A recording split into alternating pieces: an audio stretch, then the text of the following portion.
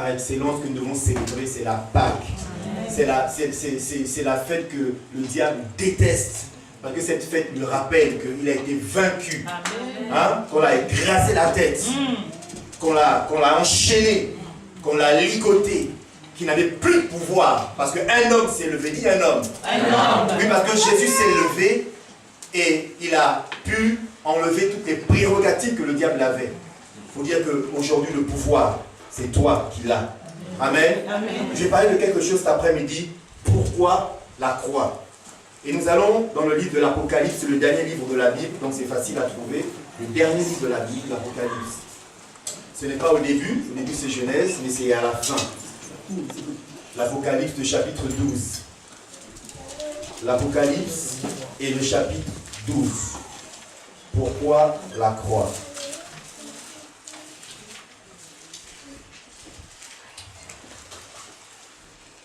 Je vais lire le chapitre. Au nom de Jésus. Un grand signe apparut dans le ciel. Une femme revêtue du soleil, la lune sous les pieds et une couronne de 12 étoiles sur la tête. Elle était enceinte et elle criait dans le travail et les douleurs de l'enfantement. Un autre signe apparut dans le ciel. Et voici un grand dragon rouge feu qui avait 7 têtes et 10 cornes. Et sur cette tête, 7 diadèmes. Verset 4. Sa queue entraînait le tiers des étoiles du ciel. Il les jetait sur la terre. Le dragon se tint debout devant la femme qui allait enfanter, afin de dévorer son enfant, dès qu'elle l'aurait enfanté. Elle enfanta un fils. Ça veut dire que sa tentative d'empêcher la femme d'enfanter a été nulle et sans effet. Amen. Ça, c'est une bonne nouvelle. Amen. Elle enfanta un fils, un mâle, qui doit faire paître toutes les nations avec un sceptre de fer. Et son enfant fut enlevé vers Dieu et vers son trône. Et la femme s'enfuit au désert, où elle avait un lieu préparé par Dieu, afin d'y être nourrie pendant 1260 jours. Il y eut une guerre dans le ciel. Ah. Je répète, il y eut une guerre dans le ciel. Point. Je répète, il y eut une guerre dans le ciel. Point. Pourquoi la croix? Parce qu'il y a eu une guerre dans le ciel. Verset 9. C'est ça? Verset 7. Il y eut une guerre dans le ciel. Michel et ses anges combattirent le dragon. Le dragon combattit lui et ses anges. Mais, ça c'est une très bonne nouvelle, il ne fut pas le plus fort. Il ne fut pas le plus fort. Il faut que tu intègres ça. Que le dragon ne fut pas le plus fort. Et il ne se trouva plus de place pour eux dans le ciel. Il fut précipité. Qui? Le grand dragon. Qui? Le serpent ancien, appelé le diable et Satan. Celui qui séduit toute la terre habitée. Il fut précipité où? Sur la terre. Et ses anges furent précipités avec lui. Ces anges, ce sont les démons. Alors j'entendis dans le ciel une voix forte qui disait: maintenant est arrivé le salut, ainsi que la puissance et le règne de notre Dieu, et l'autorité de son Christ. Car il a été précipité, qui? L'accusateur de nos frères, celui qui les accusait devant notre Dieu jour et nuit.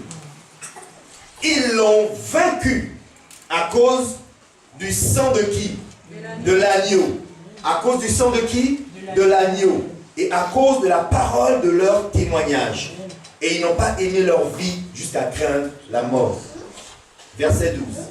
C'est pourquoi, réjouissez-vous, cieux, et vous qui habitez les cieux, mais Malheur à la terre et à la mer, car le diable est descendu vers vous, plein de fureur, sachant qu'il a peu de temps. Quand le dragon vit qu'il avait été précipité sur la terre, il poursuivit la femme qui avait mis au monde l'enfant mâle. Alors les deux ailes du grand aigle furent données à la femme pour s'envoler au désert, vers son lieu où elle est nourrie un temps, des temps et la moitié d'un temps, loin de la face du serpent. De sa gueule, le serpent lança de l'eau comme un fleuve derrière la femme, afin de la faire entraîner par le fleuve. Mais la terre secourut la femme, elle ouvrit sa bouche et engloutit le fleuve que le dragon avait lancé de sa gueule. Le dragon fut irrité contre la femme et il s'en alla faire la guerre au reste de sa descendance, à ceux qui gardent les commandements de Dieu et qui retiennent le témoignage de Jésus. Et il se tint debout sur le sable de la mer. Parole du Seigneur. Amen. On nous dit que, au verset 17, le dragon fut irrité contre qui? La femme, virgule, et il s'en alla faire la guerre contre qui? Au reste de sa descendance. La descendance de qui? De la femme. Et à ceux qui gardent les commandements de Dieu et qui retiennent le témoignage de Jésus. C'est celui qui va retenir le témoignage de Jésus. C'est celui qui va mettre la parole de Dieu en pratique, qui sera l'angle d'attaque du diable. Le diable n'a que faire de quelqu'un qui ne met pas sa parole en pratique parce qu'il considère que cette personne est déjà sous son escarcelle, est déjà sous son contrôle. Mais celui qui s'échappe de son contrôle pour obéir au commandement de Dieu, pour garder le témoignage de Jésus, celui-là, le diable lui fera la guerre. Pourquoi la croix? Parce qu'il y a eu une guerre. Vous savez qu'on nous parle dans Ézéchiel et dans Ésaïe, Ézéchiel 28, Ésaïe 14, pour ceux qui notent, que le diable, à un moment donné, donc Satan, à l'époque ça ne s'appelait pas Satan, il était le responsable de tout ce qui était adoration et louange à Dieu. Raison pour laquelle le diable a un penchant particulier pour la musique. Le diable sait que la musique, on dit que la musique adoucit les mœurs, n'est-ce pas? Et la musique a une puissance de donner la joie, la mélancolie, la tristesse, de te faire pleurer. La musique a une puissance de t'emmener là où elle veut t'emmener. Écoute une musique, écoute une chanson, tu vas commencer à penser, à rêver, et même des fois à aller dans des choses qu'il ne faut pas. Même des fois à penser à un ex. Ah, l'ex là, alors que tu es marié aujourd'hui, à cause d'une chanson. Et ces gens racontent des histoires, ils racontent des choses qu'ils ont vécues. Et le diable, c'est la puissance qu'il y a dans les paroles d'une chanson. Et à l'époque, être responsable de la louange, faire monter la louange à Dieu, cette adoration, il s'est dit, mais pourquoi ça ne serait pas tourné vers moi? Et pourquoi toujours vers lui? Voilà que la créature a voulu défier le Créateur. C'est comme si la voiture Renault commençait à défier Monsieur Renault. Vous voyez un peu l'aberration? C'est celui qui t'a créé. Tu veux défier celui qui t'a créé. Et donc il a tenté de défier Dieu. Et on dit qu'il a eu une guerre dans le ciel. Et cette guerre dans le ciel, le dragon a réussi à séduire un tiers des anges, à en mis avec lui pour faire la guerre aux 2 tiers restants. Mais la Bible dit qu'il ne fut pas le plus fort. L'archange Michel, son collègue, puisque Satan était un archange, au même titre que Michel, et Michel a fait comprendre que c'est celui qui est avec Dieu qui est le plus fort. Amen. Amen. Si tu es avec Dieu, tu es la victoire. Amen. Si tu es avec Dieu, tu es le plus fort. La Bible dit que si Dieu est pour nous, qui sera contre nous? Frères et sœurs, si tu marches avec Dieu, si tu te positionnes pour Dieu, si tu témoignes de Jésus, la force qui est en lui te sera dévolue et tu auras la force de tenir ferme, de résister dans le bon comme dans le mauvais chemin. Parce que Dieu est avec toi. Amen.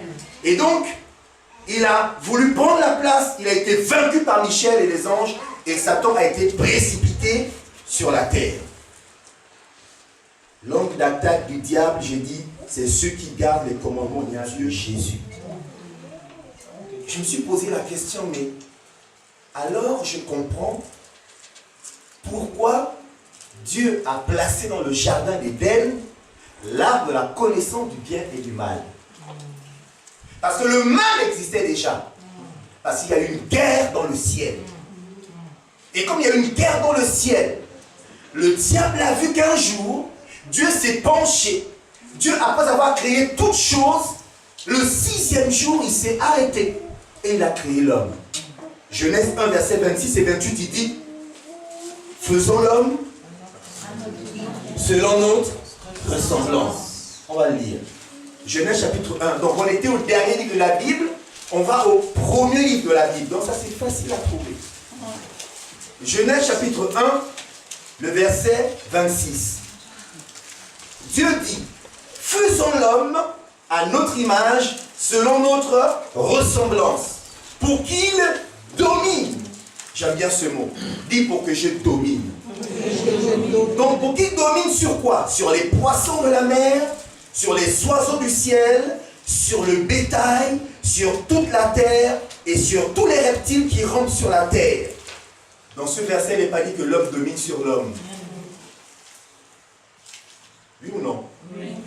Il n'est pas dit que l'homme domine sur l'homme. Donc, tout système politique qui vise à ce qu'un homme ou des hommes dominent sur d'autres hommes, c'est diabolique. D'où le fait que tout ce qui est dictature finit par tomber. Toute dictature est amenée à tomber. Toute dictature est amenée à tomber. Là où il y a l'oppression, Dieu finit par se lever.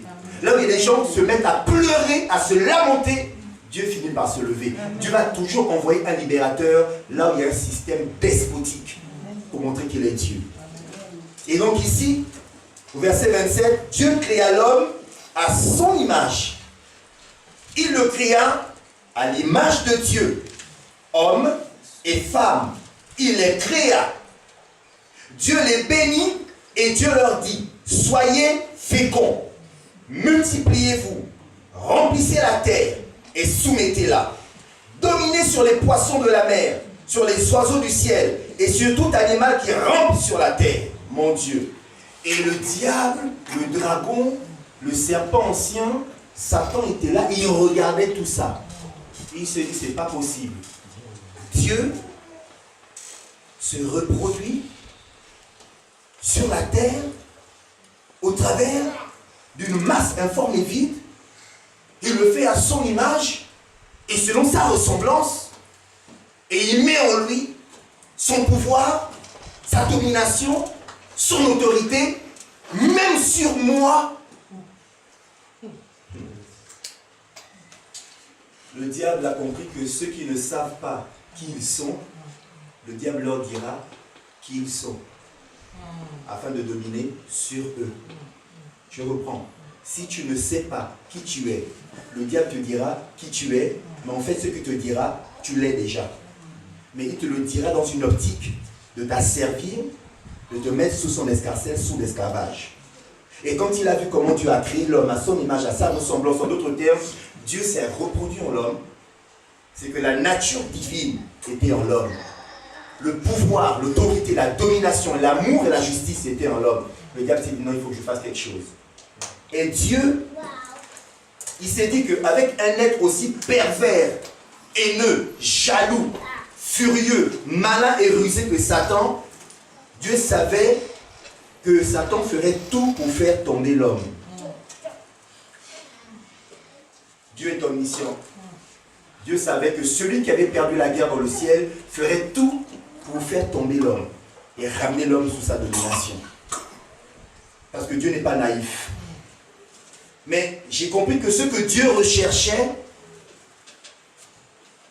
c'est que Adam garde ses commandements, l'adore et cultive le jardin. J'ai dit dans l'Apocalypse que c'est ceux qui gardent la parole, ceux qui gardent le témoignage de Jésus, qui sont l'homme d'attaque du diable.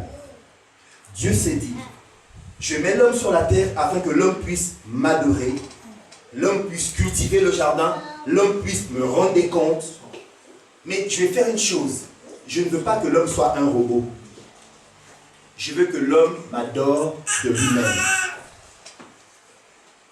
As-tu déjà été dans une relation où tu es avec un homme ou une femme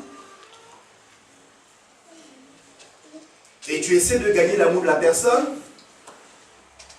mais la personne ne te rend pas l'amour. Ça frustre, n'est-ce pas? Tu aimes quelqu'un et la personne en te retour ne te rend pas l'amour. Tu sais qu'il y a quelque chose qui ne va pas. Et le plus triste, c'est quand on est dans un couple et que toi, tu aimes la personne, mais que l'autre ne t'aime pas en retour, mais il aime quelqu'un d'autre. Et tu es là à la maison, tu fais tout ton possible pour lui plaire, tout ton possible pour gagner son affection et son amour, mais l'autre, la tête et le cœur est dehors. C'est quand il sort de la maison qu'il est dans la joie, et quand il revient, il est la même serré, il est en colère. Et quand tu vois ça, tu te dis, c'est pas gagné. Comme j'aurais aimé qu'il m'aime. Vous savez, quand Dieu a créé Adam et Ève dans le jardin, il s'est dit, j'aimerais qu'ils m'aiment d'eux-mêmes. Que l'amour qu'ils vont me manifester, que cela vienne d'eux-mêmes. Et Dieu a mis en l'homme la volonté et le libre arbitre. Et donc il a placé le jardin, il a placé l'arbre de la connaissance du bien et du mal. Et au verset 16, nous sommes dans Genèse 2, verset 16, l'Éternel Dieu donna ce commandement à l'homme. Tu pourras manger de tous les arbres du jardin. Mais tu ne mangeras pas de l'arbre de la connaissance du bien et du mal, car le jour où tu en mangeras, tu feras quoi? Tu mourras. Dieu voulait dire à Adam, je ne te tends pas un piège. Je ne te tente pas. Parce que Jacques, chapitre 1, nous dit que Dieu ne tente personne. Amen. Dieu n'a jamais tenté personne. Dieu éprouve. Dieu met des épreuves, mais Dieu ne tente pas. La tentation, c'est emmener quelqu'un à pécher. Mais Dieu nous met des épreuves pour nous donner de la maturité et nous faire grandir. Donc, en mettant l'arbre de la connaissance du bien et du mal dans le jardin, en disant à l'homme, ne mange pas de cet arbre, sinon tu mourras, Dieu voulait simplement faire un deal avec l'homme en disant, j'aimerais que tu m'aimes de tout ton cœur. Parce que c'est tous ceux qui gardent mes commandements et qui m'adorent en esprit et en vérité, c'est cela que je recherche. Jean chapitre 4, Jésus nous dit que l'heure vient et c'est maintenant où Dieu cherche des vrais adorateurs qui l'adorent comment? En esprit et en vérité. Dieu savait que si Adam n'avait pas cette relation d'obéissance vis-à-vis de lui, quand le malin, le tentateur, le fils de la rébellion se présenterait à lui, Adam échouerait. Il voulait que Adam se rende compte que s'il aime réellement Dieu, s'il est aussi amoureux de Dieu, s'il adore Dieu, il n'aura même pas écouté les sirènes du diable. L'arbre de la connaissance du bien et du mal était là simplement pour rappeler à Adam et Ève qu'il y a un Dieu qui existe et qui veut nouer une relation avec eux, une relation d'amour. Et j'ai réfléchi en me disant, mais c'est vrai en fait. Nous tous en tant que parents dans cette salle, ce que nous recherchons par-dessus tout, c'est que nos enfants fassent notre fierté. Oui ou non? Amen. On recherche que nos enfants soient exemplaires et obéissants.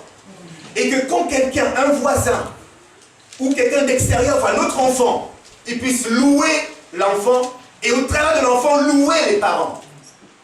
Quand Jésus était sur la terre, quelqu'un a crié, heureux les mamelles qui t'ont allaité. En d'autres termes, heureuse la mère qui t'a mise au monde.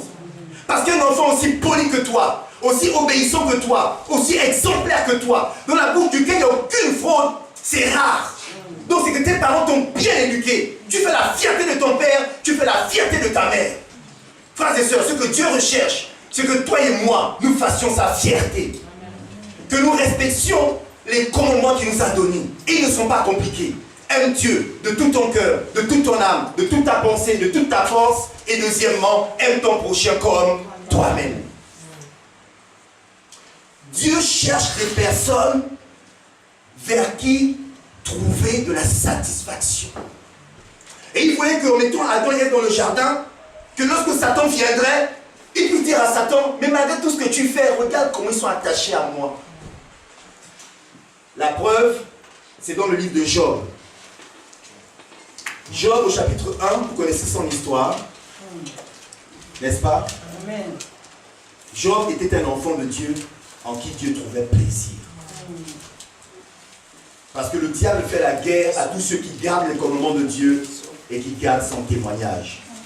Job chapitre 1, le verset 1 nous dit: il y avait dans le pays d'Ouz un homme dont le nom était Job. Cet homme était comment? Il était intègre, première chose. Deuxième chose, il était droit. Troisièmement, il craignait Dieu. Et quatrièmement, il s'écartait du mal. Dis avec moi, waouh! Si toi et moi, nous marchions dans l'intégrité du cœur, si nous sommes droits, si nous craignons Dieu, si nous écartons du mal, quand Dieu te regarde, il a la banane. Quand Dieu te voit, il a le sourire. Quand un parent vient à la maison, que son enfant apporte des bonnes notes, voyez le sourire des parents. Quand les voisins disent, mais votre fils, il est tellement poli qu'il m'a aidé à monter les courses. Quelle joie pour les parents. Votre fils est tellement poli qu'il m'a aidé à traverser la route. Ça fait la joie des parents. Votre fils est tellement gentil, madame, qu'il a aidé mon fils à faire ses devoirs. Ça fait la joie des parents. Votre fils est tellement bon qu'il m'a aidé à couper l'herbe du jardin alors que je n'y arrivais pas. C'est un enfant exemplaire. Quand les parents entendent ça, quelle joie. Et quand Dieu voyait Job, quelle joie. Mais lorsque Dieu est joyeux, il y a quelqu'un qui est en colère. Et cette personne est arrivée.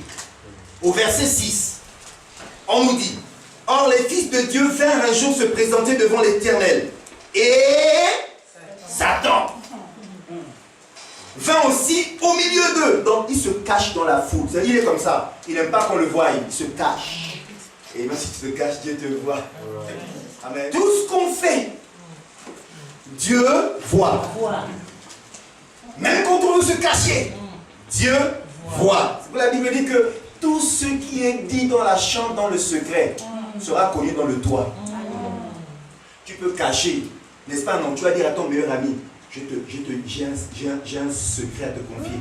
Tu ne dis ça à personne. C'est un secret entre toi et moi. Mais dès que tu dis ça avec les termes que tu emploies, c'est un secret entre toi et moi, tu oublies que ton meilleur ami a un meilleur ami aussi. Et donc, comme il a un meilleur ami aussi, il dit: ah, j'ai un scoop. L'autre là-bas: ah bon? Lui aussi, il a un meilleur ami. Et finalement, ça va revenir vers toi parce que tu as un autre meilleur ami qui te dira: j'ai appris une chose, mais tu es pas au courant. Quelqu'un m'a raconté qu'il paraît que c'est... Qui t'a raconté ça? C'est un tel qui a raconté à un tel, qui a raconté à un tel. Et ça finit par dire: ah, c'est lui-là que je considère. C'est là David dit dans les psaumes: celui que j'appelais mon meilleur ami m'a trahi. Celui qui mangeait avec moi à ma table m'a trahi. Laisse Dieu te choisir des amis. Parce que, quels que soient leurs défauts, ce seront des amis. Quand Dieu te donne un ami, il saura se repentir. Il sera te demander pardon quand tu t'es fait du mal. Et après, il ne recommencera plus. Mais celui qui te dit: je te jure, moi, te trahir jamais. Pierre a fait ça. Pierre a dit à Jésus: moi te renier jamais. Jésus lui a dit: calmos, calmos, calmos, calmos. Je connais la nature humaine. On fait des promesses, mais quand vient l'épreuve, on oublie. Donc, calmos. Non, Jésus, arrête. Moi, Pierre, si les 11 t'abandonnent, moi, Pierre, ton bras droit, tu sais, c'est moi que tu m'emmènes toujours dans les petits endroits, on est toujours ensemble, toi et moi là. Donc, moi, jamais. Peut-être André, mais moi, jamais. Ah, d'accord. Quand on a attrapé Jésus, il était dans la cour. Et une femme a dit: mais n'est-ce pas lui qui est... Non, c'est pas moi. Et il va dehors, il est en train de se chauffer. Et, mais n'est-ce pas lui? Non, c'est pas moi, non.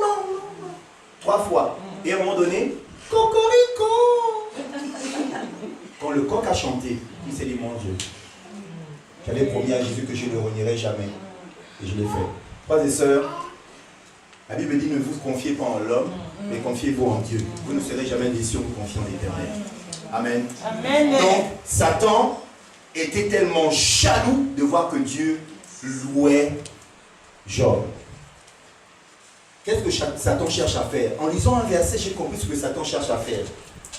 Et l'Éternel dit à Satan, verset 8, as-tu remarqué mon serviteur Job? Point d'interrogation. Là, tu peux mettre ton prénom. As-tu remarqué mon serviteur Gérald?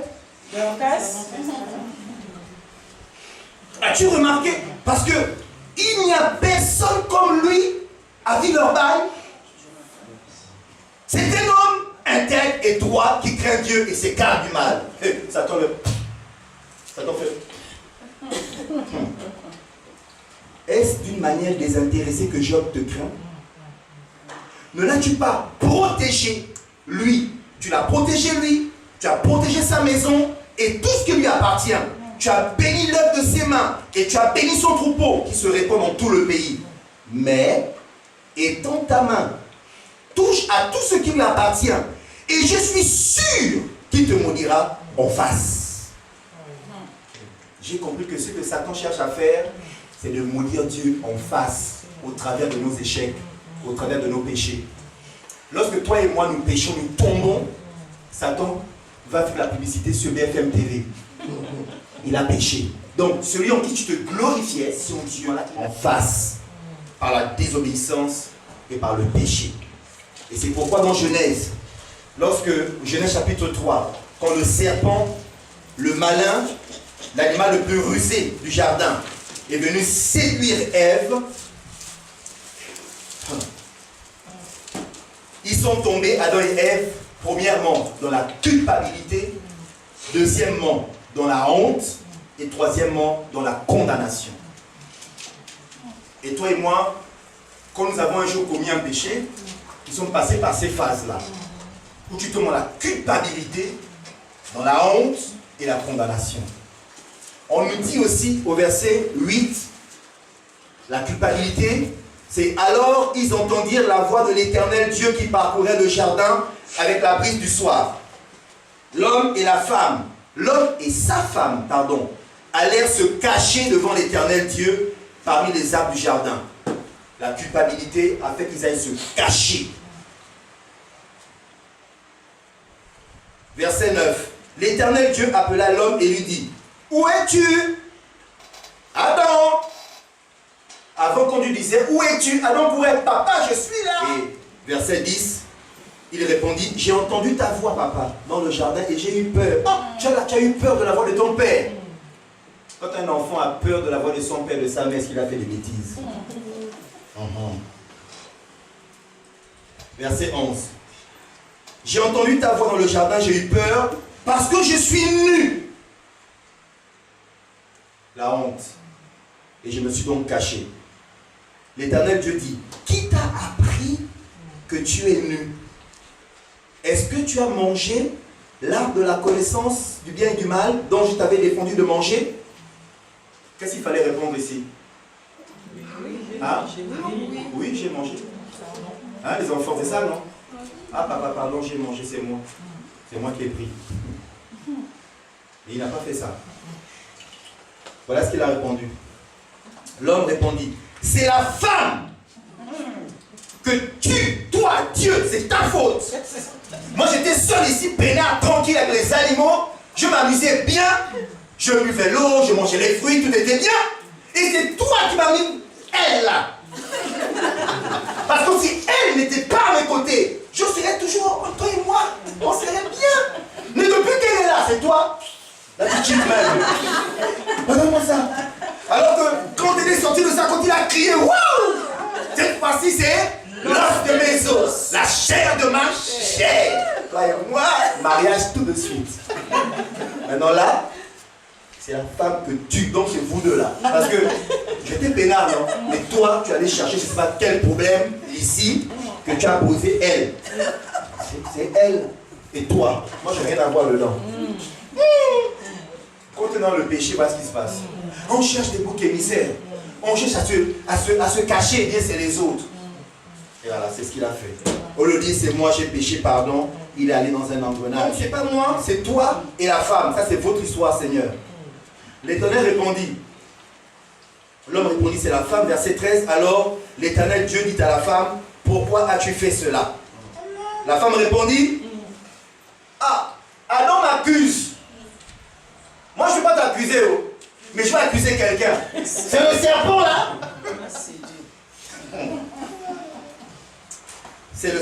Donc la femme, c'est le serpent m'a induit en erreur et j'en ai mangé. Donc la condamnation, la sentence arrive pour la femme, pour l'homme et pour le serpent. Pourquoi la croix? Parce qu'il y a eu une guerre dans le ciel et parce qu'il y a eu une tentation, un échec dans le jardin d'Éden. C'est pourquoi il y a eu la croix. C'est pourquoi je vais vite. Et c'est pourquoi Dieu a mis en place non pas un plan B, mais un plan JC. Le plan JC, c'est le plan Jésus-Christ.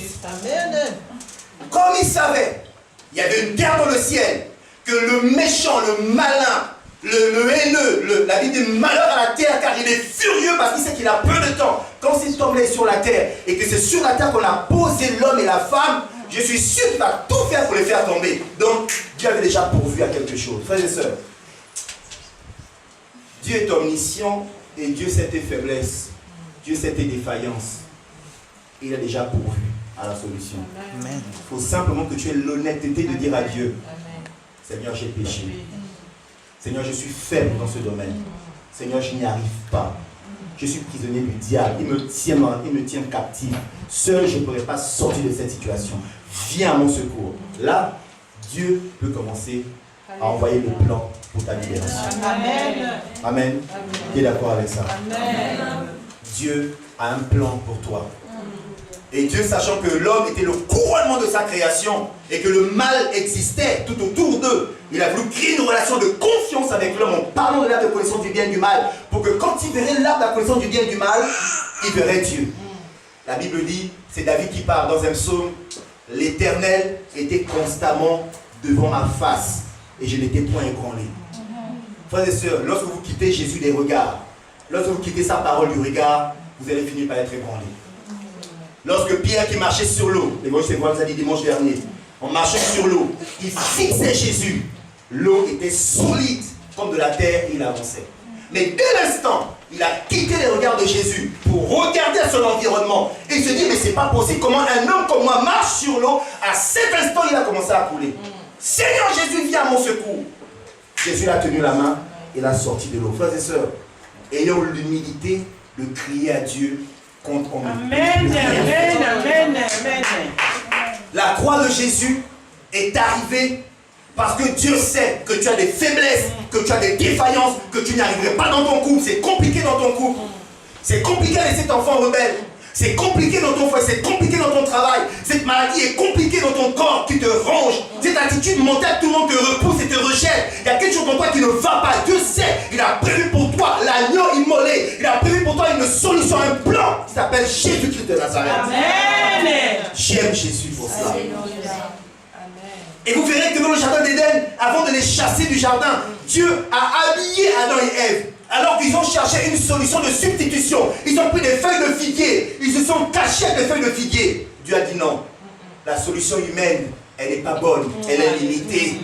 Moi, je vais vous couvrir tout le corps. Dieu est allé sacrifier un animal dont on ne dit pas le nom. Il a pris la peau de cet animal. Il a revêtu Adam et Ève.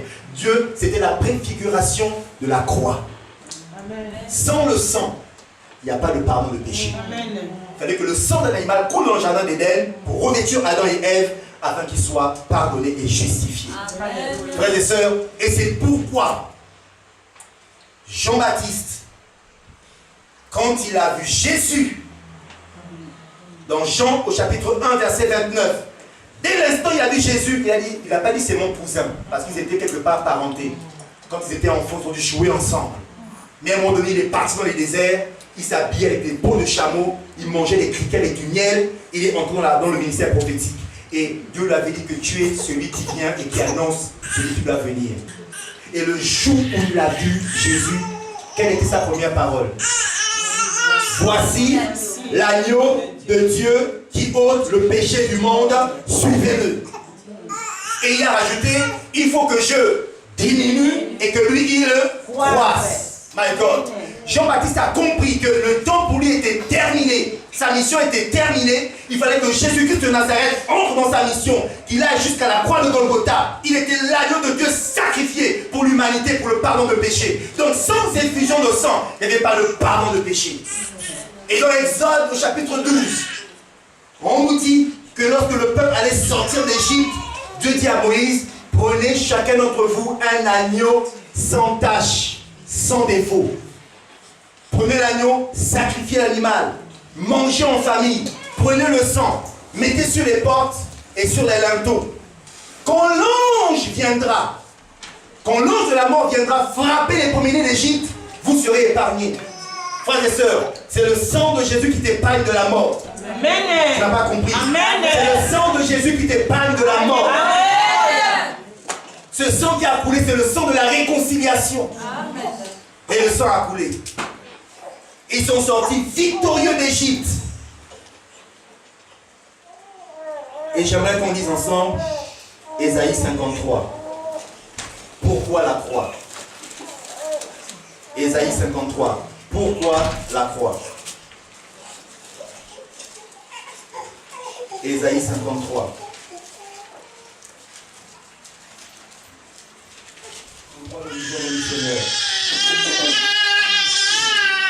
Qui a cru à ce qui nous était annoncé? Point d'interrogation.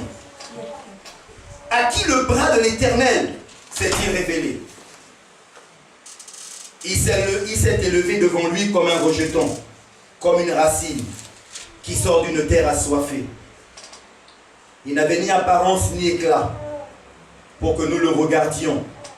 Et son aspect n'avait rien pour nous attirer.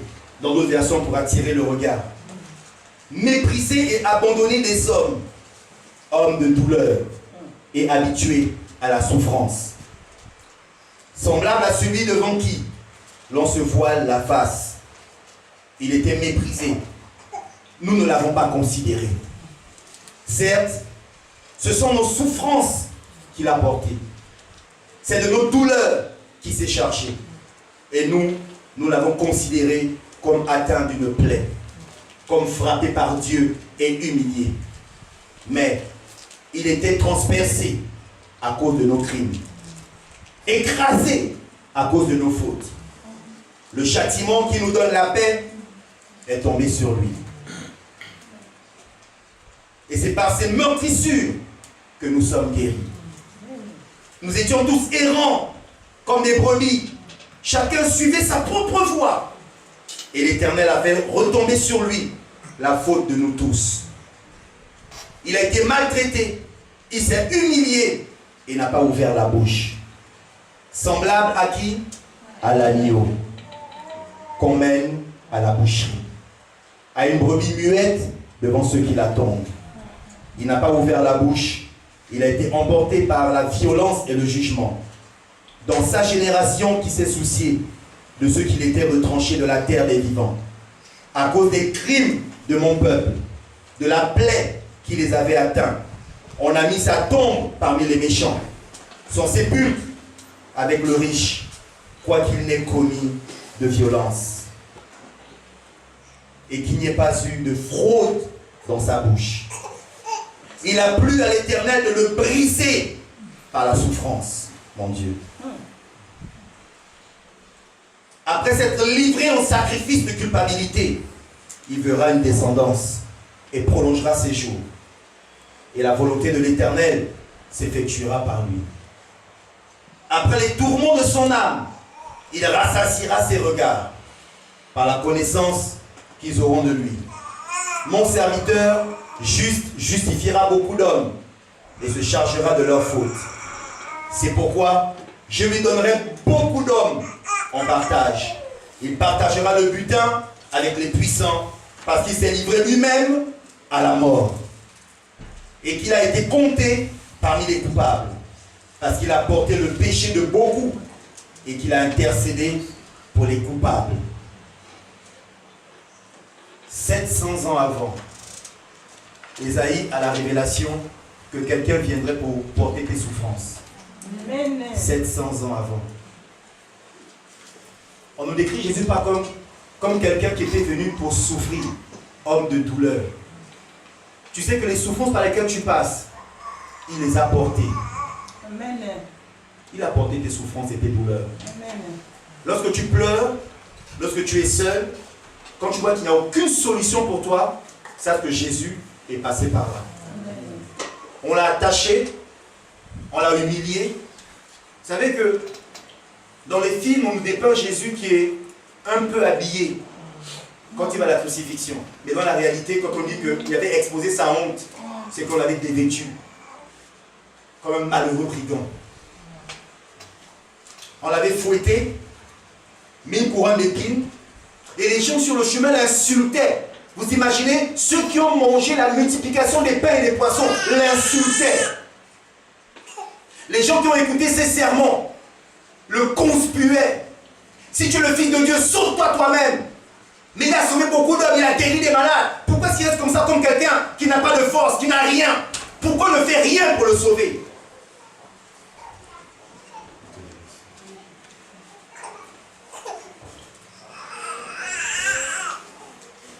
Il s'est livré à la mort. Il n'a pas résisté. Comme un agneau. Il n'a pas ouvert la bouche. On l'a trimballé sur le bois. On l'a percé une main. On a percé la deuxième main. On l'a percé les pieds. On l'a suspendu au bois. La douleur était dans son corps. Le sang coulait. Il transpirait. Et il se posait la question, mais je fais ça, mais pour qui?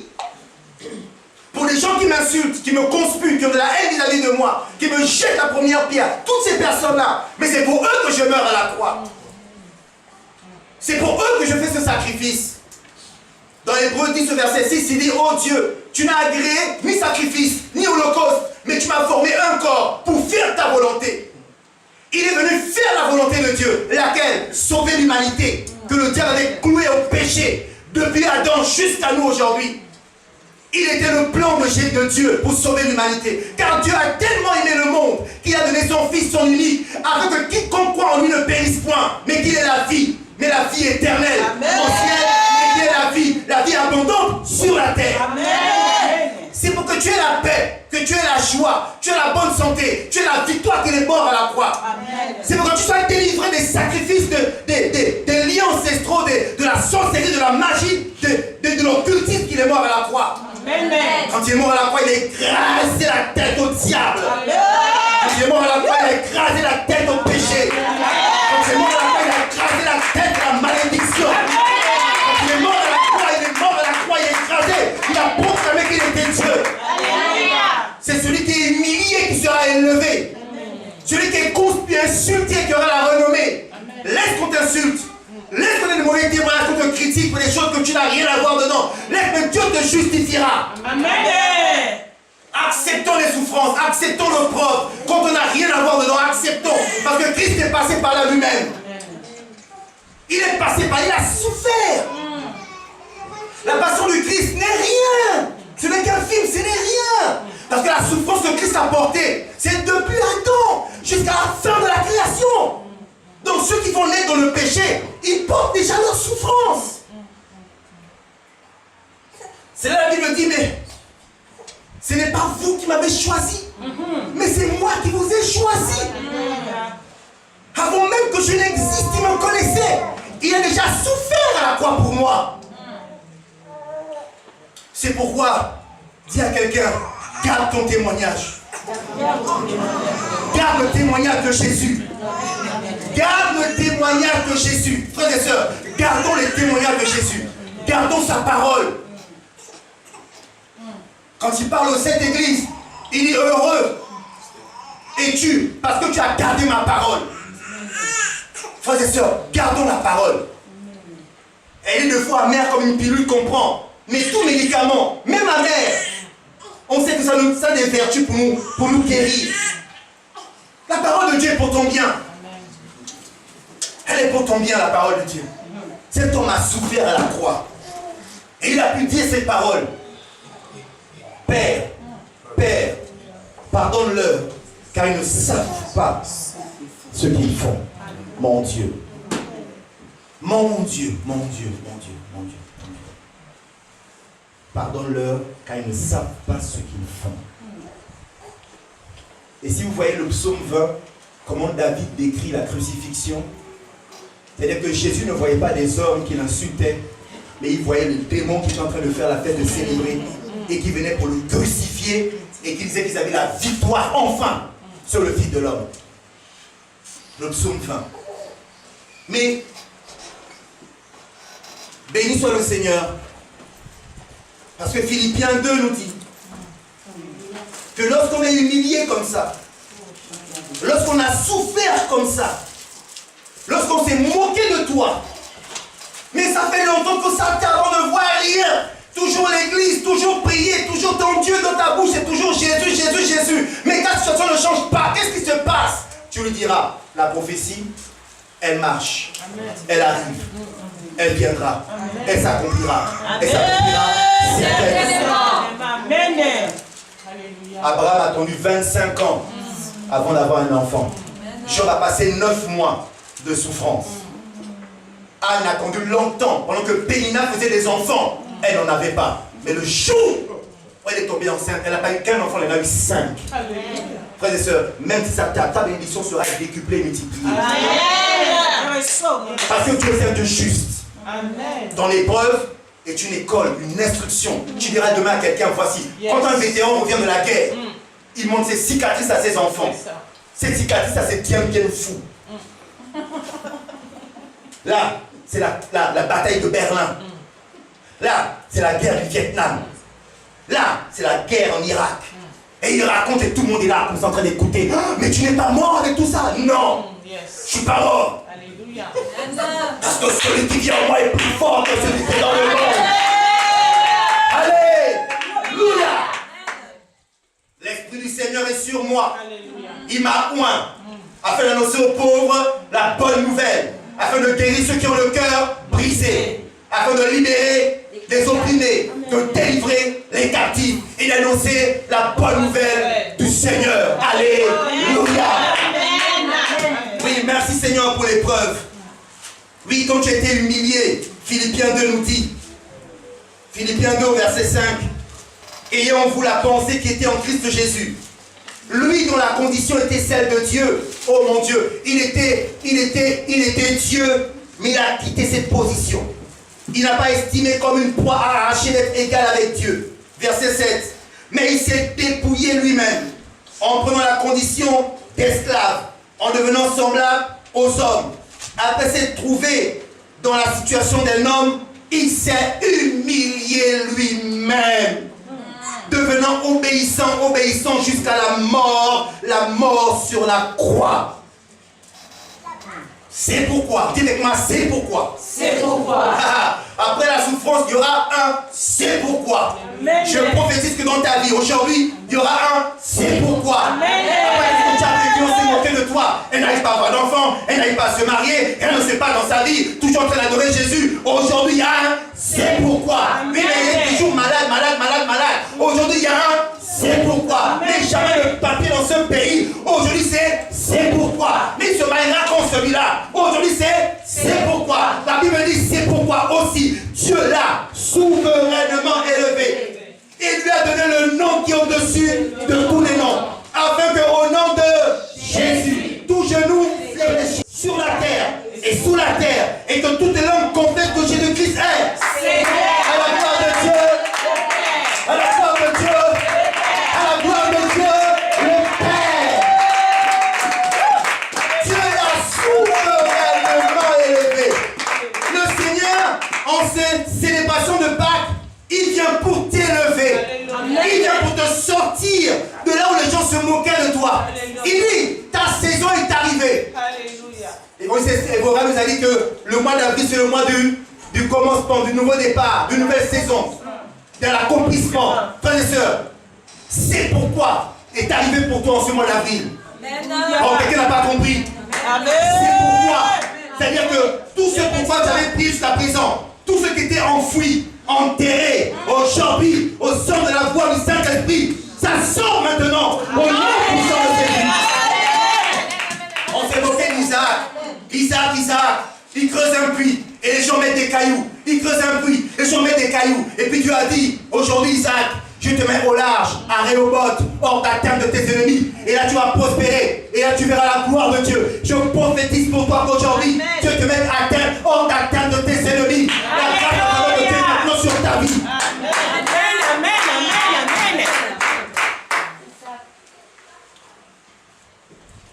On ne peut pas rester éternellement humilié parce qu'on suit Jésus. Ce n'est pas possible. Les épreuves sont là pour notre instruction, pour notre maturation, notre maturité. Nous donner la force, changer d'étape, parler différemment. Qu'on dise, mais voilà une servante de Dieu, qu'importe ton âge. Quand on voyait Joseph à 17 ans, il y avait quelque chose cet enfant. David à 16 ans, mais quel enfant vaillant. Il a tué un ours, s'il vous plaît, seul. Il a tué un lion, seul. Personne n'avait vu sauf Dieu. J'aime cette parole qui est en Matthieu chapitre 6. Lorsque tu entres dans ta chambre pour prier, ferme la porte. Ton Père entend. Et il te le rendra. Il te le rendra publiquement. Amen. Tous les exploits que vous faites en secret avec Dieu, il vous le rendra publiquement. Amen. Alors, ne soyez pas surpris que demain ici, quelqu'un vienne avec sa bénédiction. C'est simplement publiquement. Amen. Amen. Je prophétise que tout ce que tu as vécu comme exploit avec Dieu dans le secret, qui se manifeste publiquement. Alléluia. Que la faveur de Dieu sur ta vie se manifeste publiquement. Amen. Que sa gloire sur toi se manifeste publiquement. Amen. Attache-toi au Seigneur. L'humilité précède la gloire. Amen. Oui, la Bible déclare que si Satan et ses démons savaient qu'en crucifiant le Seigneur de gloire, c'était pour leur perte, ils ne l'auraient jamais fait. Mais je vous ai dit ici une fois que le diable a un quotient intellectuel très élevé, mais le diable n'aura jamais la sagesse. Jamais la sagesse, parce que la sagesse vient de Dieu. Amen. Il ne peut pas aller puiser de Dieu quelque chose que lui ne veut pas. La Bible, demandez la sagesse et vous sera donné. Demandez à Dieu la sagesse et vous sera donné. Amen. Ils l'ont crucifié, ils ont fait la fête, ils ont jubilé. Je pense que ce jour-là, toutes les boîtes de nuit du monde entier étaient pleines. Pleines à craquer. Satan a payé la tournée générale à tout le monde. Il dit pendant 3 jours, fiesta, fiesta. Donc lui-même assis sur son trône. Et fiesta avec les démons, fiesta pendant 3 jours, fiesta. Et puis, à un moment donné, une lumière parut. Et quand la lumière parut, quelqu'un fait à Satan. Il y a une lumière là-bas qui est en train de venir, qui est en train de grandir au point de nous éblouir. C'est qui? Ça, c'est moi, façon de raconter. Hein? Là, il s'est dit, en fait, il voulait fuir. Mais à l'invocation du nom de Jésus, tout genou fléchit. Donc, avant qu'il ne bouge, il s'est mis à genoux. Oh Seigneur. Alléluia. Comment? On a lu l'Apocalypse 12 que le grand dragon ne fut pas trouvé le plus fort. Pourquoi tu peurs la nuit? Hein? Quand tu vas à Bellecour, là tu marches, là, à l'endroit, là, la petite rue, là tu as peur. Pourquoi? Celui qui est en toi est plus fort. Alléluia. Il a fléchi les genoux. Jésus lui a dit, mais tu sais, quand tu faisais le malin en Luc chapitre 4 et en Matthieu chapitre 4, tu m'as dit quelque chose. Que si je me prosternais pour t'adorer, tu me donnerais tous ces royaumes, toutes ces choses-là. Parce que Adam te les avait donnés. C'est ça, non? Oui, c'est Adam qui m'a donné ça. Bon, aujourd'hui on arrête la récréation. Tu me remets les clés. Et je le donnerai maintenant à mes enfants. Amen. À ceux qui croient en mon nom. Amen. Ils auront autorité sur toi. Amen. Oui, maître. Amen. Jésus n'a pas de temps à perdre avec le diable. C'est nous qui faisons des théories de démonologie, apprendre la tactique pour le chasser, la tactique pour... Jésus n'a pas de temps à perdre dans les tactiques de démonologie. D'ailleurs, il a passé peu de temps à parler. Même quand les démons commencent à s'agiter, il dit tais-toi, s'il te plaît, arrête. Le seul à qui a demandé son nom, c'était Légion. Mon nom, c'est Légion. Ok, ça me suffit, dégage. Maintenant, aujourd'hui, c'est quel est ton nom? Tu t'appelles comment? Maintenant, on commence à discuter avec le diable. C'est même des dialogues. Vous voyez, je suis fort, hein? Il parle avec moi. Bon, hier j'étais où? Hier j'étais là-bas. Vous voyez. En tout cas, le Jésus que je connais dans la Bible n'a pas perdu du temps avec ça. C'est qu'il ordonne la chose arrive. Amen. Si un démon vient te taquiner, t'embrouiller, tu ordonnes et il part. On ne commence pas à négocier, discuter avec lui, on vous parle, parce qu'il est plus malin. Il peut te faire croire en discutant. Non, c'est bon, je suis parti. Ça, non, non, je suis parti. Je pousse un cri. Il est là. Et puis après, vous continuez. Je ne comprends pas pourquoi. Mais pourtant, on m'avait fait la délivrance la dernière fois. Je ne comprends pas. J'avais poussé le cri. Et puis il était parti. C'est de la supercherie. C'est au nom de Jésus. Elle dit, vous chasserez les démons en mon nom. Amen. Et vous leur direz de partir dans les lieux arides. C'est tout. Pas de négociation. Dites pas de négociation. Pharaon négociait avec Moïse parce que Dieu le permettait. Parce que Dieu voulait montrer à Pharaon qu'il était plus fort que lui. Il dit à Moïse, va encore. Moïse va, Pharaon. Même Moïse dit, mais Seigneur, toi aussi, tu m'envoies sur un gars têtu comme ça, à chaque fois on ne change pas. Mais c'est Dieu qui était au contrôle. Il laisse. Il croit qu'il est. Je vais lui montrer que moi je suis Dieu. Amen. Exode chapitre 12, à la Pâque, ils sont sortis triomphalement. Amen. Avec des bénédictions du peuple d'Égypte. La Bible déclare qu'ils ont pris de l'or, de l'argent, des vêtements précieux en sortant d'Égypte. Ce n'est pas le film de Moïse là qu'on voit là. Ils sortent tous comme des clochards, ils sont là des matures. Non, non, non, non. Ils sont sortis fiers. Tu sais, quand tu étais esclave de quelqu'un, Dieu t'a dit que tu es libre. C'est écrit sur un papier, tu es libre. C'est comme quelqu'un qui vient d'avoir sa nationalité française. Il reçoit certificat de nationalité française. Monsieur Omolo Gérald Émile. Alors vous connaissez mon deuxième prénom. Et là tu passes avec.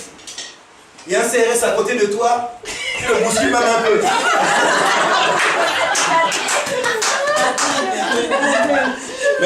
Monsieur. Non. Je suis français. Je suis français.